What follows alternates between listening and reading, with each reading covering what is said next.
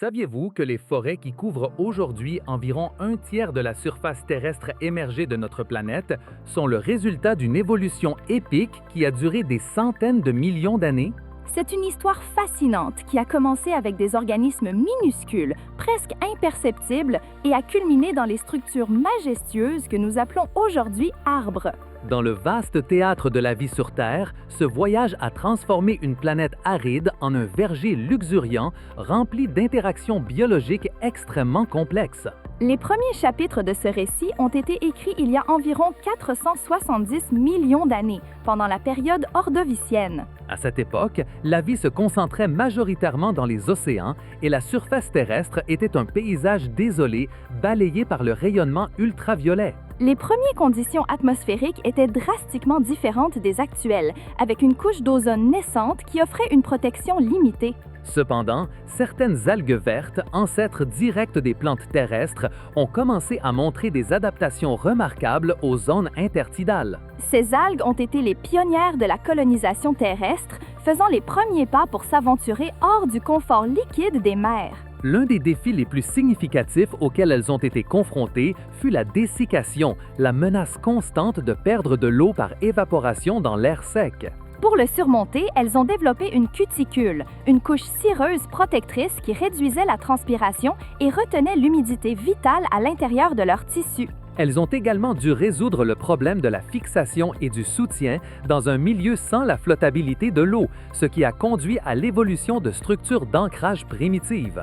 Un autre défi crucial fut la reproduction, car l'eau avait été le milieu traditionnel pour le transport des gamètes chez leurs ancêtres aquatiques. En réponse à ce besoin, la sporopollénine a évolué, une substance très résistante qui recouvre les spores et le pollen. Cette couche a offert une protection sans précédent contre la dessiccation et le rayonnement ultraviolet, permettant aux spores de se disperser dans l'air. Cette avancée a marqué un point d'inflexion dans l'histoire de la vie végétale, libérant la reproduction de la dépendance directe à l'eau liquide. Le développement des stomates, de petites ouvertures réglables à la surface des plantes, a également été fondamental pour contrôler l'échange gazeux.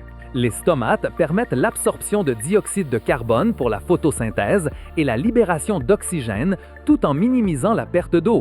Mais comment ces premières plantes primitives ont-elles réussi à transporter l'eau et les nutriments à travers leur corps, si elles n'avaient pas encore de racines ou de tiges complexes? Les premières plantes pérestres, telles que les mousses et les hépatiques actuelles, étaient dépourvues d'un système vasculaire sophistiqué et dépendaient de la diffusion directe de l'eau et des nutriments.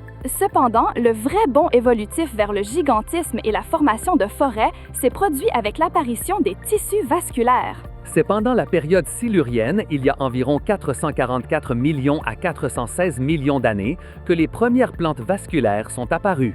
Ces plantes, comme la minuscule Cooksonia, qui ne mesurait que quelques centimètres, possédaient déjà les rudiments d'un système de transport interne. La Cooksonia est considérée comme la plus ancienne plante vasculaire connue, avec des fossiles découverts dans des endroits tels que le pays de Galles et New York. Son existence marque un moment transcendantal, car elle présentait déjà le xylème, le tissu chargé de conduire l'eau et les minéraux depuis le sol. Le phloème, l'autre composant vital du système vasculaire, était chargé de distribuer les sucres produits par la photosynthèse à toutes les parties de la plante.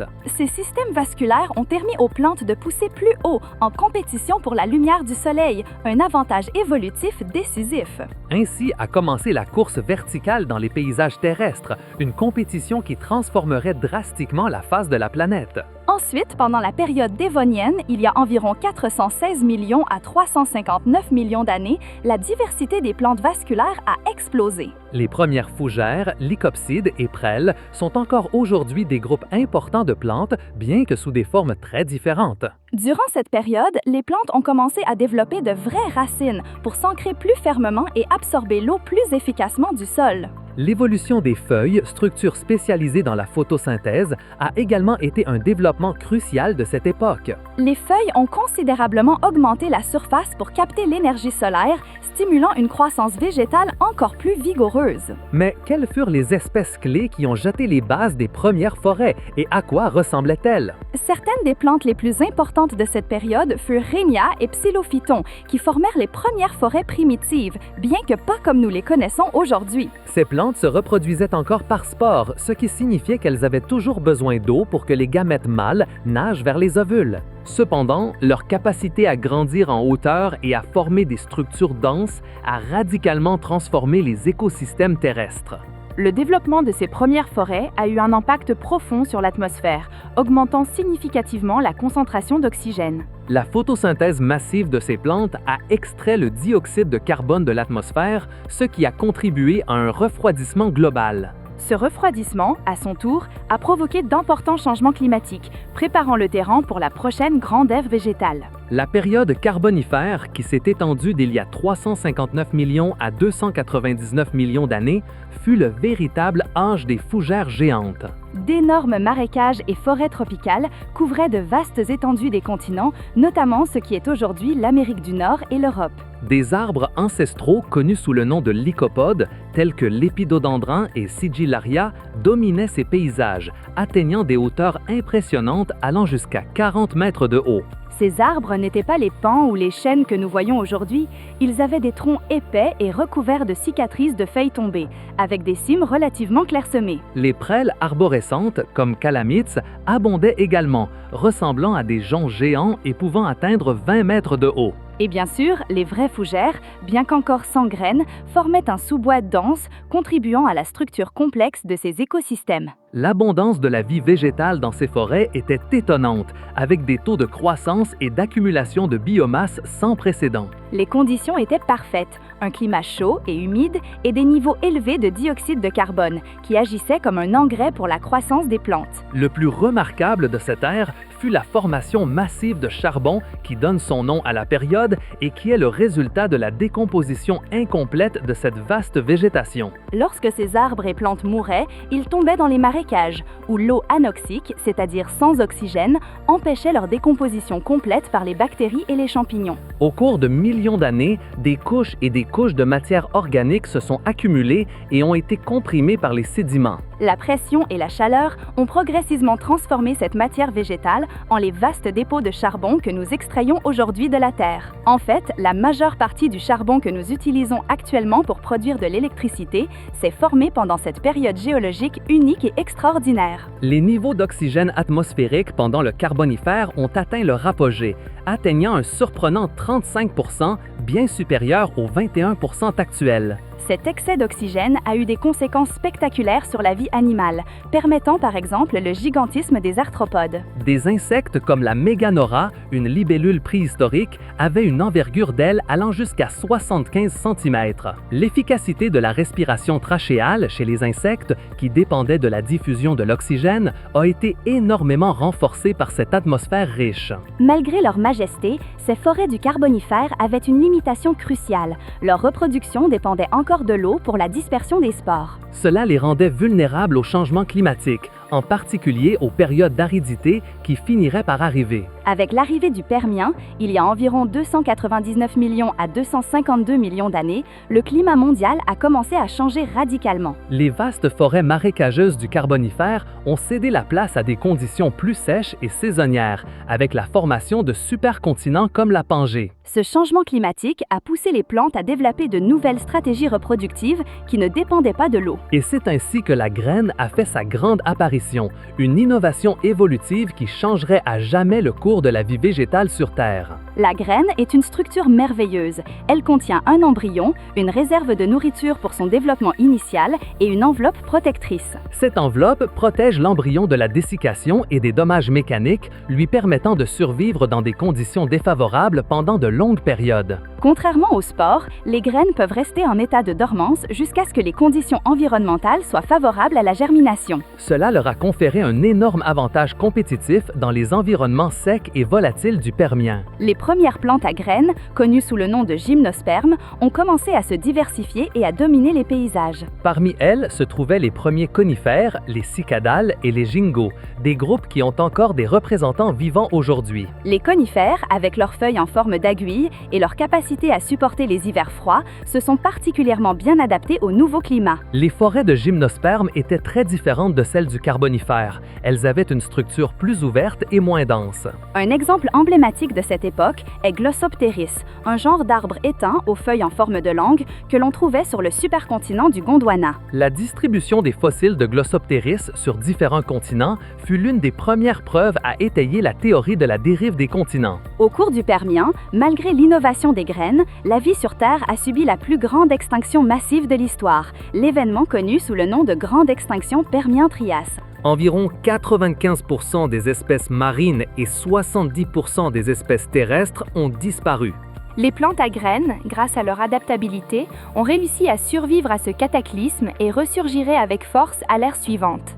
Avec l'arrivée de l'ère mésozoïque, qui s'étendit d'il y a 252 millions à 66 millions d'années, les gymnospermes devinrent les plantes dominantes. Ce fut le temps des dinosaures et les paysages terrestres étaient couverts par de vastes forêts de conifères, de cycadales et de ginkgos. Les conifères, avec leur résistance à la sécheresse et au froid, formèrent de grandes forêts qui s'étendaient sur la majeure partie des continents. Des exemples de conifères qui prospérèrent alors et qui existent encore aujourd'hui incluent le pin de Wollemi, un fossile vivant redécouvert en Australie en 1994. Les araucarias, arbres majestueux aux feuilles écailleuses, étaient également proéminents dans les forêts jurassiques et crétacées. Les cycadales, avec leur aspect similaire aux palmiers mais sans en être, faisaient partie du sous-bois et étaient une source de nourriture pour de nombreux herbivores. Les ginkgos, représentés aujourd'hui par une unique espèce, le ginkgo biloba, étaient également communs et largement distribués. La pollinisation chez les gymnospermes se réalisait principalement par le vent, un mécanisme qui, bien qu'efficace, est indiscriminé et requiert la production d'énormes quantités de pollen. Les forêts de gymnospermes, avec leurs dimensions impressionnantes, offraient nourriture et refuge à une large gamme de dinosaures herbivores. En effet, l'évolution des longs coups chez certains dinosaures sauropodes pourrait être liée à la nécessité d'atteindre les feuilles hautes de ces arbres. Cependant, au cours de la dernière période de l'ère mésozoïque, le Crétacé, qui a duré d'il y a 145 millions à 66 millions d'années, un nouveau groupe de plantes a émergé. Les angiospermes, ou plantes à fleurs, firent leur apparition et révolutionnèrent complètement les écosystèmes terrestres. On estime que les premières angiospermes évoluèrent il y a environ 135 millions d'années, bien que leur origine exacte reste un sujet de débat scientifique. L'innovation clé des angiospermes fut la fleur, une structure reproductive hautement spécialisée et attractive. Les fleurs permirent la pollinisation dirigée par les animaux, tels que les insectes, les oiseaux et les mammifères, ce qui était beaucoup plus efficace que la pollinisation par le vent. Cette coévolution entre les plantes à fleurs et leurs pollinisateurs mena à une explosion de diversité dans les deux groupes. Les couleurs vibrantes, les arômes doux et le nectar des fleurs agissaient comme de puissants attraits pour les animaux, garantissant le transfert précis du pollen. Une autre innovation révolutionnaire des angiospermes fut le fruit, une structure qui enferme et protège les graines. Les fruits ne protégeaient pas seulement les graines, mais facilitaient également leur dispersion de diverses manières. Les fruits charnus et sucrés attiraient les animaux, qui les mangeaient et dispersaient ensuite les graines par leurs excréments, souvent sur de grandes distances. Les fruits secs, avec des ailes ou des crochets, ont également évolué pour être dispersés par le vent ou s'accrocher au pelage des animaux. Cette efficacité dans la reproduction et la dispersion a permis aux angiospermes de coloniser rapidement une large gamme d'habitats. Les angiospermes ont également développé des systèmes vasculaires plus efficaces, tels que des vaisseaux de xylème plus larges qui ont permis un transport de l'eau plus rapide et une croissance accélérée. Cette efficacité leur a conféré un avantage concurrentiel significatif sur les gymnospermes, qui poussaient souvent plus lentement. Vers la fin du Crétacé, bien que les gymnospermes fussent encore importantes, les angiospermes représentaient déjà une partie significative de la flore mondiale. L'impact de l'astéroïde, qui a provoqué l'extinction des dinosaures il y a 66 millions d'années, a également gravement affecté les forêts. Cependant, les angiospermes, avec leur cycle de vie plus rapide et leur capacité de repousse à partir de graines résistantes, se sont rétablis plus rapidement. Avec l'avènement de l'ère cénozoïque, qui a commencé il y a 66 millions d'années et se poursuit jusqu'à nos jours, les angiospermes sont devenus les plantes dominantes. C'est l'âge des mammifères, mais aussi l'âge des angiospermes, car elles ont défini la structure de la majorité des écosystèmes terrestres. Les forêts modernes sont principalement des forêts d'angiospermes, avec une diversité étonnante d'espèces arboricoles. Des exemples de familles d'arbres angiospermes qui dominent nos forêts aujourd'hui incluent les fagacées, comme les chênes et les hêtres, qui forment de denses forêts caducifoliées dans nombreuses régions tempérées. Les bétulaciers, qui comprennent les bouleaux et les aulnes, et les salicacées, comme les saules et les peupliers, sont également des composantes importantes de divers écosystèmes forestiers. Les fabacées, ou légumineuses, qui ont souvent la capacité de fixer l'azote dans le sol enrichissant sa fertilité, sont également cruciales dans nombreuses forêts tropicales et subtropicales. L'évolution des arbres a été un moteur fondamental dans la formation de la biodiversité telle que nous la connaissons. Les forêts actuelles agissent comme des gigantesques usines à oxygène, absorbant des milliards de tonnes de dioxyde de carbone chaque année. Elles abritent la grande majorité des espèces terrestres du monde, fournissant habitat, nourriture et régulant les cycles hydrologiques. Un seul arbre mature peut absorber jusqu'à 22 kg de dioxyde de carbone par an et libérer suffisamment d'oxygène pour que 2 personnes respirent pendant la même période. Les forêts tropicales, comme l'Amazone, abritent plus de la moitié des espèces de plantes et animaux terrestres du monde, bien qu'elles ne couvrent que 7% de la surface terrestre. Le bassin de l'Amazone, par exemple, est la plus grande forêt tropicale de la planète, couvrant une surface d'environ 6 700 000 km².